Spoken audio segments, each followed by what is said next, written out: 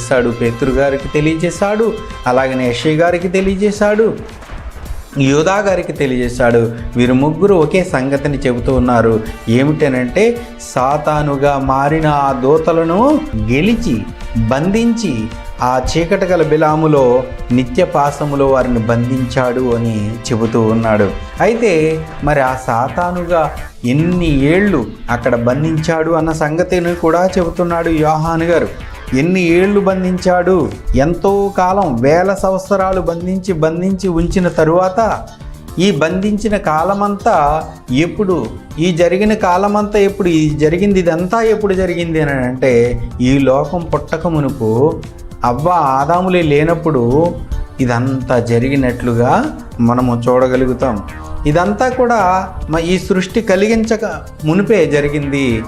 ఆ పాశములో, ఆ పాతాళ లోకములో బంధించి భద్రము చేసిన ఆ దేవదూతలను ఈ లోకము కలిగించిన తరువాత, ఈ లోకములో అవ్వ ఆదాములను పుట్టించిన తరువాత ఆ అవ్వ ఆదాముల దగ్గరకు మరి తీసుకుని వచ్చిన సందర్భం మనకి మరలా కనపడతా ఉంటుంది. చూడండి, వారిని బంధించిన సందర్భం ప్రకటన గ్రంథం 20వ అధ్యాయము 2వ వచనంలో చూస్తే, అతడు ఆ సర్పముననగా అపవాదియు సాతాను అనియు ఆ ఘట సర్పమును పట్టుకొని 1000 సంవత్సరములు వానిని బంధించి అగాధములో పడవేసెను. 1000 సంవత్సరములు అగాధములో బంధించాడు. ఆ బిలాములో బంధించాడు. యోధా గారు చెబుతున్నారు ఆ బిలాము అందులో బంధించాడు. పేతురు గారు చెబుతున్నారు కటిక చీకటి గల బిలాము. అదే బిలాములో అబ్రహాము చెబుతున్నాడు మీకు మాకు మధ్య పెద్ద అగాధం ఉందని, ఆ అగాధములో బంధించాడు అని చెబుతూ ఉన్నాడు. ఆ అగాధములో ఎన్నేళ్ళు బంధించాడు అని అంటే 1000 ఏళ్ళు బంధించాడట. దేవుడు చెప్పిన 1000 అనే కాలం నిజానికి 1000 అంటే 1000 కాకపోవచ్చు. అది సంపూర్ణమైన కాలముగా, అది కొంతకాలముగా మనము చూడవచ్చు. అయితే 1000 ఏళ్ళు అని బంధించాడు అని రాయబడి ఉంది. ఇకపోతే అటు పిమ్మట వాడు కొంచెము కాలము విడిచిపెట్టబడవలెను అని రాయబడి ఉంది. కొంచెము కాలం విడిచిపెట్టబడవలెను అని రాయబడి ఉంది. ఆ బంధించిన కాలం, శిక్షాకాలం లేక ఆ ఖైదు అనుభవించిన కాలం కొంతకాలం గడిచిన తరువాత దేవుడు మరలా విడుదల చేసి సాతాను సమూహాన్ని, సాతానుని విడుదల చేసి ఈ లోకానికి తీసుకుని వచ్చాడు.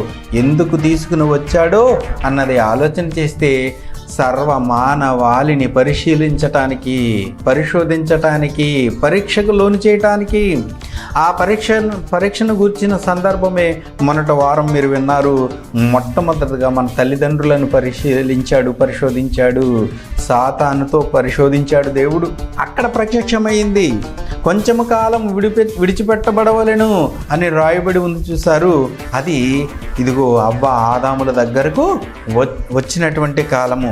అదే ప్రకటన గ్రంథం 20వ అధ్యాయము మరి క్రిందికి చూసినప్పుడు ఏమైనా ఉంది, అటు పిమ్మట కొంచెము కాలం విడిచిపెట్టబడవలెను అని అంటున్నాడు. ఆ కాలమే ఇదిగో ఆదాము అవ్వల నుంచి నేటికి ఉన్నటువంటి కాలము. ఈ కొంచెము కాలము దేవుని దృష్టిలో ఇది కొంచెము కాలము. మన జీవిత కాలము కొంచెము కాలం. మన ఆయుష్ కాలము ఆయన దృష్టిలో ఆవిరిగాను, ఆయన దృష్టిలో ఏదో ఒక రెప్పపాటుగాను మనకి ఆయనకి కనబడతా ఉంది. అయితే దీన్ని కొంచెము కాలము అని అంటున్నాడు. అవ్వ ఆదాముల దగ్గర ప్రత్యక్షమైనటువంటి ఈ కాలము మన జీవిత కాలమంతా ఆ సాతాను ఉన్నట్టుగాను మనం చూడగలుగుతున్నాము. అయితే చూడండి, ఇక్కడ ప్రకటన గ్రంథములో 9వ అధ్యాయము 1వ వచనంలో చూస్తే అక్కడ ఏమని రాయబడి ఉంది, 5వ దూత బోర ఊదినప్పుడు ఆకాశము నుండి భూమి మీదకు రాలిన ఒక నక్షత్రమును చూసి తిని అగాధము యొక్క తాళపు చెవులు అతనికి ఇయ్యబడెను. అతడు అగాధమును తెరువగా పెద్ద కొలిమిలో నుండి లేచి పొగ వంటి పొగ అగాధములో నుండి లేచెను. ఏమిటా పొగ? పాతాళాన్ని తెరిస్తే ఏమొచ్చింది? పొగ. కొలిమిలో నుంచి లేచినటువంటి గొప్ప పొగ, మరి గొప్ప అగాధములో నుండి లేచింది ఒక పొగ. అది ఏం చేసింది? ఆ పొగ ఏం జరిగింది అంటే అగాధములో నుండి లేచెను. ఆ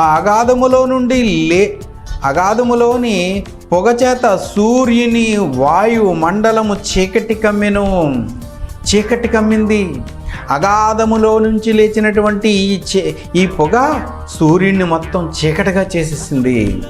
ఈ వాయుమండలం అంతా చుట్టుకుంది ఆ పొగ. పాతాళములో నుంచి వచ్చినటువంటి పొగ.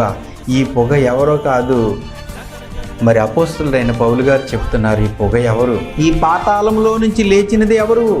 పాతాళములో ఆ తలుపులు తెరువగా, ఆ తాళములు తీయగా ఎవరు వచ్చారు బయటికి అంటే ఆ పొగ ఎవరు అనేది ఆలోచన చేస్తే అపోస్తలుడైన పౌలు గారు చెబుతూ ఉన్నారు.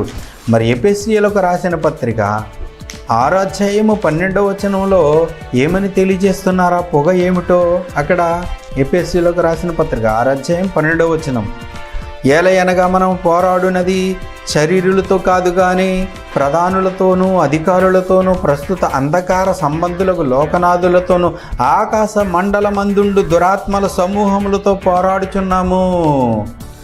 ఆకాశ మండలమందుండు దురాత్మల సమూహము, ఈ లోకమంతటిని కమ్ముకున్న ఆ పొగ ఏమిటి అని ఆలోచన చేస్తే మరి అపోస్తలుడైన పౌలు గారు చెబుతున్నారు ఆ పొగ ఏమిటో.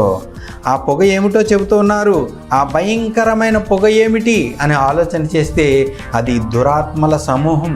ఈ సర్వమానవాళిని మరి మోసపుచ్చటానికి, సర్వమానవాళిని నాశనము చేయటానికి, సర్వమానవాళిని తన వైపుకు మళ్లించుకుని మరి పాతాళ లోకానికి తీసుకుని పోవటానికి ఆడు సమయము కొంచెమేనని ఎరిగి గర్జించు సింహం వల్లే ఎవరిని మృంగుదనా అని వెతకుచు తిరుగుచు మరి శరీరాశలకు లోన చేసి మనుషులందరినీ నాశనం వైపు నడిపిస్తూ ఉన్నాడు, ప్రమాదం కల్పిస్తూ ఉన్నాడు. చూడండి, తెస్సలోనికలు రాసిన మొదటి పత్రిక 2వ అధ్యాయము 6వ వచనంలో చూస్తే ధర్మ విరోధ సంబంధమైన మర్మము ఎప్పటికే క్రియ చేయుచున్నదే. ఎప్పటి నుంచి? ఆదాము కాలము మొదలుకొని క్రియ చేయటం ప్రారంభించి ప్రతి మనుషులను మరి లొంగదీసి పట్టి పడేస్తూ ఉన్నది. దేవునికి విరోధంగా అది యుద్ధం చేస్తూ ఉన్నది. దేవునికి విరోధంగా మరి పోరాటం చేస్తూ ఉన్నది. మనుషులందరినీ దేవునికి దూరం చేసే పనిలో అది ఉన్నది. దానికి ఒక గొప్ప పోరాటం ఉన్నది. అది మనుషులందరూ తెలుసుకోవాలి, మనుషులందరూ గ్రహించాలి. అదే సంగతిని యోబు గారు పోరాడి గెలిచిన వాడుగా చెబుతూ ఉన్నాడు. యోబు గ్రంథం 7వ అధ్యాయం 1వ వచనంలో చూస్తే భూమి మీద నరుల కాలం యుద్ధ కాలము కాదా, వారి దినములు కూలివాని దినములు వంటివి కావా అని చెబుతూ ఉన్నాడు. భూమి మీద నరుల కాలం యుద్ధ కాలమట. దేనితో పోరాడాలి? ఎవరితో పోరాడాలంటే చీకట అంధకార శక్తులకు లోకనాథులు, అలాగే ఆకాశ మండలమందుండు దురాత్మల సమూహాలందరితో మనకి పోరాటం ఉంది. ఇది ఏం చేస్తుంది? ఈ సమూహాలన్నీ ఏం చేస్తాయి? మనుషులను శరీరాశలకు లోను చేసి, దేవునికి దూరం చేసి, ఆత్మ సంబంధమైన జీవితాలని లేకుండా చేసి మనుషులను చెరపట్టుకుని పోతూ ఉన్నాయి. అదే చెబుతూ ఉన్నాడు యెషయా గారు. ఏమని చెబుతున్నాడు యెషయా గారు? 13వ వచనం, జనములను పడగొట్టిన నీవు నేలమట్టుకు నరకబడితివి అని చెబుతున్నాడు. 12వ వచనం, తేజో నక్షత్రమా వేకువ చుక్క నీవిట్లు ఆకాశం నుండి పడితివి, జనములను పడగొట్టిని నీవు నేలమట్టుకు నరకబడితివి. జనములను పడగొట్టే పని, జనములను మరి బంధించే పని, శరీరాశలకు లోను చేసి బంధించి మనుషులను సర్వనాశనం వైపు నడిపించే పని